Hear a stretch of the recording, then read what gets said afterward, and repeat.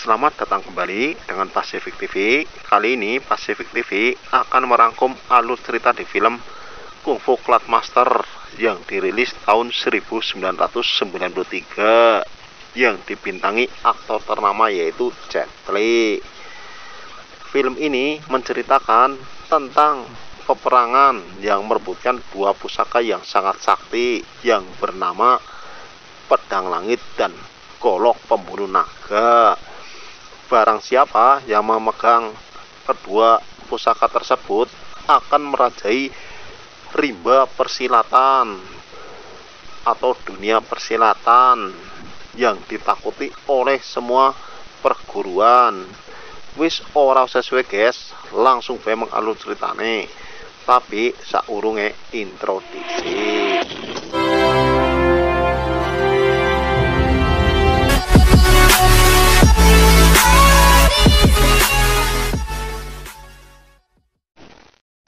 Dahulu kala di dunia persilatan ada dua pusaka yang sangat sakti, yaitu Pedang Langit dan Golok Pembunuh Naga. Barang siapa memegang kedua pusaka tersebut akan merajai dunia persilatan. Hingga terbentuklah dua unsur kekuatan, keduanya saling berseberangan. Dari kubu putih, Shaolin sebagai pemimpinnya, Wutang, Ngome, Kunlun, Wasan. Lawan mereka adalah Sakteming yang dipimpin oleh pendekar-pendekar sakti seperti Raja Naga Ungu, Raja Elang Putih, Raja Singa Emas, dan Raja Kelawar Hijau. Murid dari kelima perguruan Wutong yang bernama Tusan jatuh cinta kepada putri Raja Elang Putih yang bernama Yang Soso. Tusan Yang Soso bersahabat dengan Singa Emas yang memegang golok pembunuh naga. Demi menyelamatkan sahabatnya Singa Emas, Tusan dan Yang Soso pergi atau mengasingkan diri di pulau terpencil yang bernama Pulau Es dan Api. Kemudian Tusan dan Yang Soso mempunyai anak bernama Chang Mogi. Mendengar gurunya mau berulang tahun yang ke-100, Tusan, Yang Soso, dan Chang Mogi pergi untuk datang ke perguruan Wutong. Di tengah perjalanan dicegat oleh sepasang pendekar yaitu Telapak Es. Pukulan yang sangat mematikan.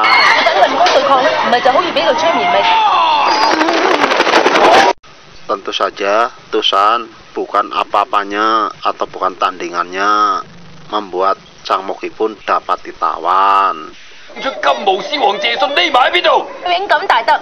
Ketika sepasang Telapak Es meminta persembunyian Singa Emas, tiba-tiba datanglah Guru Sang Fung, Maha Guru dari perguruan Wutong. Ternyata Guru Sang Fung dapat menangkap salah satu Telapak Es, membuat keduanya pun saling menukar sandera. Tetapi dalam penukaran sandera, Chang Mogi terkena pukulan Telapak Jing atau Telapak Es yang sangat mematikan. Kemudian Chang Mogi dibawa ke perguruan Wutong dan diobati. Ternyata tidak bisa diobati kecuali dengan ilmu 9 matahari. Tiba-tiba di luar perguruan Wutong banyak sekali tamu yang tak diundang, yang dipimpin oleh Shaolin dan guru yang sangat sadis, meminta untuk Tusan keluar untuk meminta informasi keberadaan Singa Emas. Ternyata guru sadis mempunyai pedang langit hingga bisa menaklukkan para guru Wutang. Segeralah keluar Tusan untuk meleret pertarungan. Tiba-tiba muncullah Guru Sang Fung untuk merebut pedang langit. Lalu berkata kepada guru sadis, jika kau 7 tahun kemudian mempunyai murid yang lebih baik sifatnya darimu, kau bisa mengambilnya. Karena Tusan tidak ingin melibatkan perguruan Wutong dan Mahaguru Sangfung, segeralah Tusan mengakhiri hidupnya dengan bunuh diri, memutus para urat nadinya.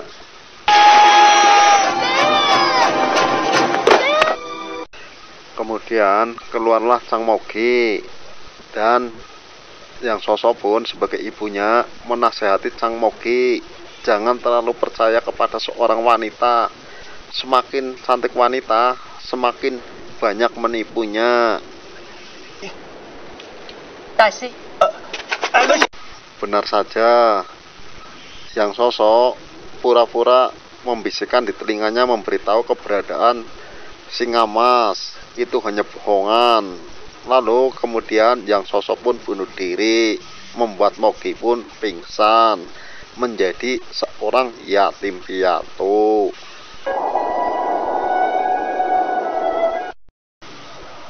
Tujuh tahun kemudian, Sang Mogi menghabiskan banyak sekali waktunya di gunung. Tiba-tiba datanglah Guru Sangfung dan memberitahu bahwa penyakitmu bisa disembuhkan dengan jurus 9 ilmu matahari. Tetapi ilmu tersebut sudah dicuri oleh seorang koki. Koki tersebut melompat dari jurang ini. Kemudian datanglah Ching Shun memberitahu bahwa guru sadis mengirimkan muridnya, yaitu Cao Ciu. Karena Cao Ciu sangatlah sopan, membuat Guru Sangfung pun memberikan pedang langitnya, serta diperbolehkan untuk menginap dan belajar jurus pedang perguruan Wutang. Hari-hari Sang Mogi hanya dapat melihat murid-murid kungfu Wutong belajar kungfu. Tiba-tiba datanglah Cao Ciu.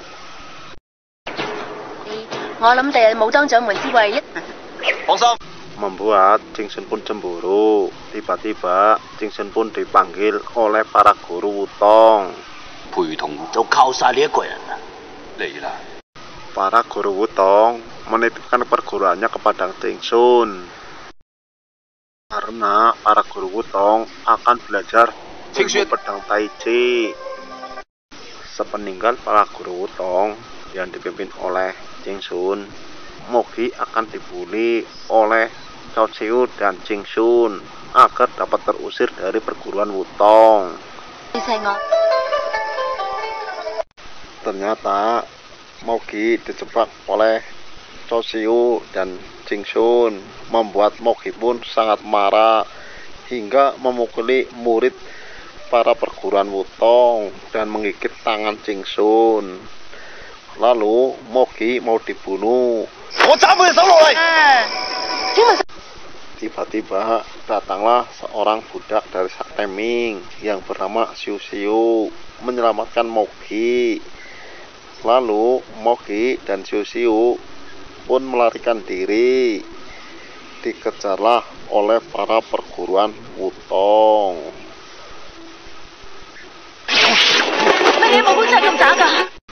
Ternyata Mogi dan Xiu Xiu menemui jalan buntu, membuat Cao Ciu mengeluarkan pedang langitnya hingga membelah batu.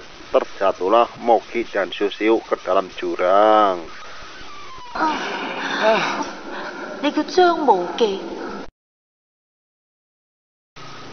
Tiba-tiba di dalam jurang terdengar suara yang aneh. Lalu muncul batu bulat. Di dalamnya ada seorang kakek tua rentak dan langsung mengejar keduanya. Tetapi kakek tua rentak tersebut hanya menggertak saja. Tiba-tiba tubuh Mogi menggigil, membuat sang kakek tahu bahwa Sang Mogi terkena pukulan jing atau pukulan tapak es. Yang dapat mengobati hanya ilmunya, yaitu jurus 9 matahari.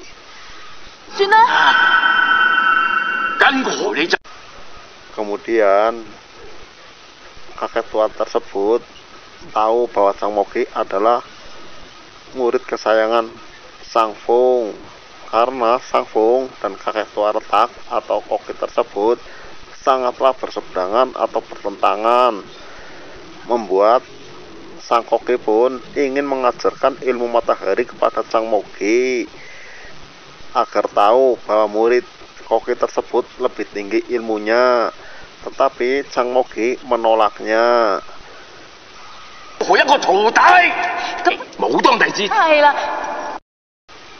Ternyata Sang Koki tetap saja memaksa Mogi hingga membuat Mogi pun tidak berdaya, dan sang kakek pun mengeluarkan es dari mulut Sang Mogi, bisa buat es batu, es buah, es kolok, es campur, es dongdot. Ternyata Mogi sudah menguasai ilmu matahari tahap pertama.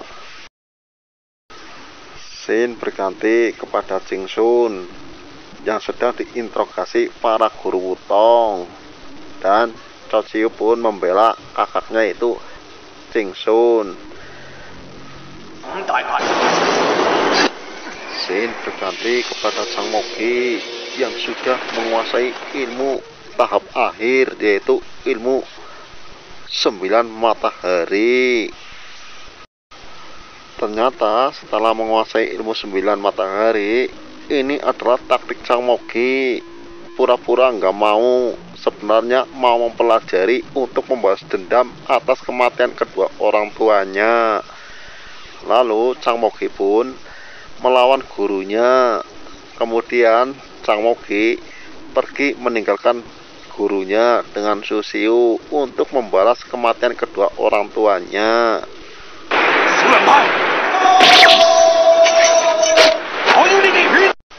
Scene berlanjut pada Sang Mogi dan Su Xiu seperti anak muda lah, jalan-jalan di pasar, di mall. Kalau zaman sekarang tuh di mall, zaman dulu ya di pasar, di gede ya. Keduanya berjalan di pasar sambil menyusuri indahnya percintaan. Ketika mau digandeng, ternyata bersebelahan orang lain yang digandeng.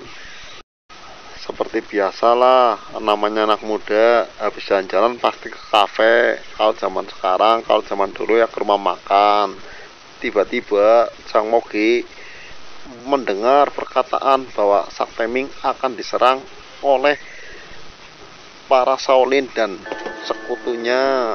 Tiba-tiba datanglah orang yang telah memukulnya, membuat seumur hidupnya terluka, yaitu sepasang telapak jing atau pukulan es. Untung saja Su Xiu menahan amarah Sang Mogi. Setelah melihat ke bawah, banyak sekali prajuritnya atau pengawalnya. Scene berlanjut pada persiapan perang yang dipimpin oleh Shaolin untuk menyerbu Sakte Ming.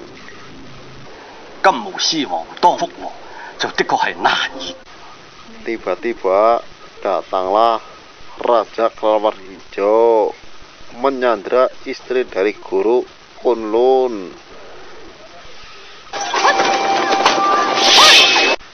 Kemudian guru sadis langsung membabat keduanya hingga membuat Kelawar Hijau pun terluka. Kelawar Hijau langsung saja ke Sakte Ming, yaitu Raja Elang Putih. Kemudian Raja Kelawar Hijau memberi kabar bahwa Shaolin beserta para partnernya akan menyerbu Sakte Ming, serta memberitahu bahwa dirinya terluka, terkena pedang langit.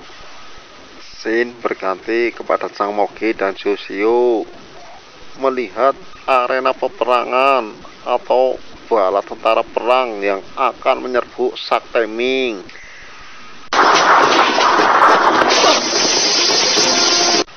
Ternyata Sakte Ming sudah mempersiapkan banyak sekali jebakan tentara di bawah tanah.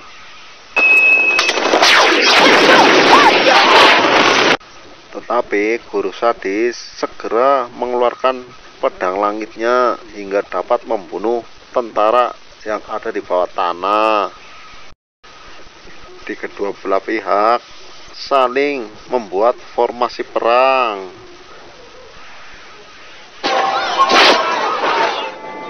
Scene berganti pada Zhang Moqi dan Xiu Xiu. Ternyata ketahuan oleh para prajurit hingga membuat Zhang Moqi dan Xiu Xiu pun mau nggak mau terjebak di arena peperangan.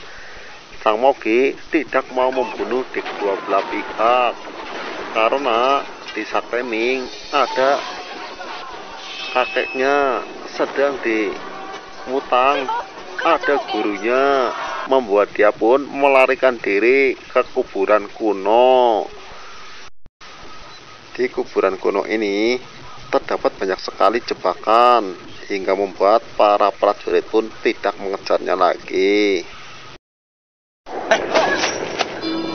Ketika Zhang Moqi dan Xiu Xiu berhasil masuk ke dalam kuburan kuno, melihat ada telapak kaki, membuat keduanya pun sangat curiga di kuburan kuno ini. Ternyata dalam kuburan kuno ada biksu bernama Xing Kun yang sangat dendam kepada kakek dari Zhang Moqi hingga mengadu Sakteming berlawanan dengan Shaolin. Segeralah Xing Kun pun akan membunuh Zhang Moqi, tetapi Zhang Moqi dapat memukulnya hanya dalam satu pukulan. Lalu Xing Kun pun keluar, kemudian menutup pintu gua atau kuburan. Ketika Zhang Moqi mau membuka pintu gua dengan ilmu 9 mataharinya, tidak dapat dibuka. Di depan patung ada tulisan yang berbunyi untuk bersujud 3 kali. Segeralah Xiu Xiu bersujud 3 kali. Ternyata di dinding gua muncullah lembaran ilmu sihir Sakteming, dan Zhang Moqi pun mempelajari. Atas saran dari Xiu Xiu, Scene berganti kepada Shaolin dan para sekutunya yang sudah bisa masuk ke perguruan Sakteming. Ternyata Raja Elang Putih tertusuk oleh pedang dan mengalami kekalahan Sakteming. Kemudian Mahaguru Shaolin menghentikan peperangan dan meminta Elang Putih untuk bunuh diri dengan cakar naganya. Dan Elang Putih pun mau bunuh diri. Tiba-tiba muncullah Zhang Moqi dan Xiu Xiu dari dinding gua. Kemudian Zhang Moqi memberitahu peperangan ini hanya diadu domba oleh seorang biksu yang bernama Xing Kun yang bersembunyi di Shaolin. Tiba-tiba muncullah ponakannya, murid terbaik dari Shaolin. Kemudian Zhang Moqi memberi syarat kepada guru Shaolin kalau bisa mengalahkan murid terbaik Shaolin agar dibebaskan Sakteming, dan guru Shaolin pun menyanggupinya. Pertarungan pun terjadi antara Zhang Moqi dan murid terbaik Shaolin. Tetapi Zhang Moqi segera menggunakan ilmu Shaolin yaitu cakar naga, membuat murid terbaik Shaolin pun kalah. Akhirnya Sakteming dibebaskan oleh Shaolin. Kemudian guru sadis menantang Zhang Moqi dengan menggunakan pedang langitnya. Di sisi lain, Zhang Moqi menggunakan ilmu sihirnya, lalu menampar bolak-balik wajah Xiu Xiu. Setelah memutus rantai Xiu Xiu, segeralah pedang langit diberikan Cao Ciu. Tetapi Cao Ciu menusuknya dari belakang hingga membuat Zhang Moqi pun terluka parah. Kemudian pedang langit dititipkan kepada Guru Wutong untuk diberikan kepada Guru Shangfeng. Scene berlanjut kepada Sakti Ming dan para alirannya untuk bersatu kembali dan mengangkat Chang Mogi menjadi ketua Sakti Ming. Kemudian Chang Mogi menarik pasukannya untuk mundur sementara waktu. Selang beberapa hari kemudian, Chang Mogi pun sembuh seperti sedia kala. Inilah nasib seseorang yang tidak tahu masa depannya. Dahulu lemah, bisa menjadi kuat. Dahulu dihina, sekarang menjadi mulia. Itulah nasib Chang Mogi. Sin berganti kepada Guru Wutong yang terkapar, melapor kepada Chang Mogi. Kemudian Chang Mogi membelikan obat. Ternyata obat tersebut dan para dokter sudah disewa oleh seseorang di Villa Hijau. Datanglah Chang Mogi ke Villa Hijau. Ternyata di Villa Hijau ada gadis yang sangat cantik bernama Cao Min. Kemudian Cao Min mengatakan kepada Chang Mogi bahwa dirinya menyewa semua tabib dan para obat dibelinya untuk memberi penghormatan atas pengangkatan ketua baru Sakti Ming, yaitu Chang Mogi. Kemudian Cao Min memberikan sebuah kotak, tetapi di sisi lain kelawar hijau mencabut sebuah pedang yang mirip pedang langit. Ternyata mengandung racun. Di tengah perjalanan semua terkena racun kecuali Xiu Xiu dan Chang Mogi. Chang Mogi pun langsung datang kembali menemui Cao Min. Ternyata Cao Min menggunakan senjata rahasianya, tetapi Chang Mogi terus saja dapat menangkisnya. Tiba-tiba Cao Min mengeluarkan pura-pura telapak jing, membuat Chang Mogi pun mengeluarkan sedikit tenaganya. Untung saja tidak 100%, kalau 100% Cao Min tewas. Chang Mogi yang sudah tidak sabar oleh kelicikan Cao Min segera mengeluarkan kedahsyatannya hingga membuat goncang dan terbukalah baju Cao Min. Kemudian Cao Min memberi 3 perjanjian dan Chang Mogi pun menyanggupinya. Di sisi lain, Xiu Xiu bersama kawan-kawannya kedatangan Guru Sadis. Guru Sadis akan membunuh Elang Putih bersama pasukannya, tetapi dicegah oleh Xiu Xiu dengan syarat Xiu Xiu harus bisa menahan 3 pukulan Guru Sadis. Sudah 2 kali dipukul, tinggal pukulan terakhir. Tiba-tiba datanglah Chang Mogi di belakangnya hingga membuat sebaliknya Guru Sadis yang terkapar.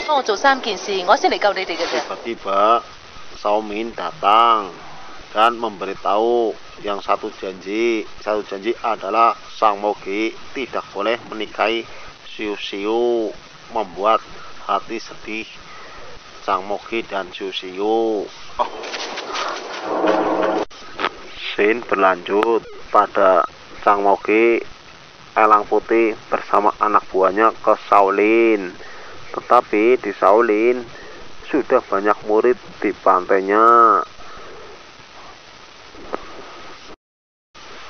Dan target kedua adalah perguruan Wutong, membuat Chang Mogi dan Xiu Xiu akan ke Wutong. Scene berganti kepada Guru Sang Fung yang kedatangan murid Shaolin. Ternyata Ching Shun langsung membunuhnya. Tetapi di sisi lain, Ching Shun langsung menusuk perut Guru Sang Fung, menjadikan Ching Shun murid yang durhaka. Tiba-tiba datanglah sepasang telepak es dan para prajurit Mongolia. Pertarungan pun terjadi antara sepasang telapak jing melawan guru Sangfung. Kemudian datanglah Sisiu dan Sang Mogi. Sang Mogi mengeluarkan ilmu ajaibnya.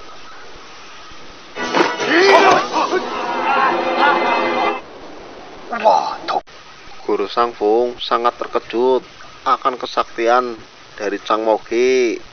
Tiba-tiba datanglah Sao Min. Kemudian Sao Min menagih janji kepada Sang Mogi untuk kedua kalinya. Setelah tidak boleh menikahi Sisiu, sekarang tidak boleh menggunakan ilmu matahari dan ilmu sihir atau ilmu ajaib. Kemudian Sang Mogi diajarkan ilmu Tai Chi atau Kungfu Tai Chi oleh guru Sangfung. Sang Mogi sambil belajar Kungfu Tai Chi juga mendapat pukulan dari telapak jing.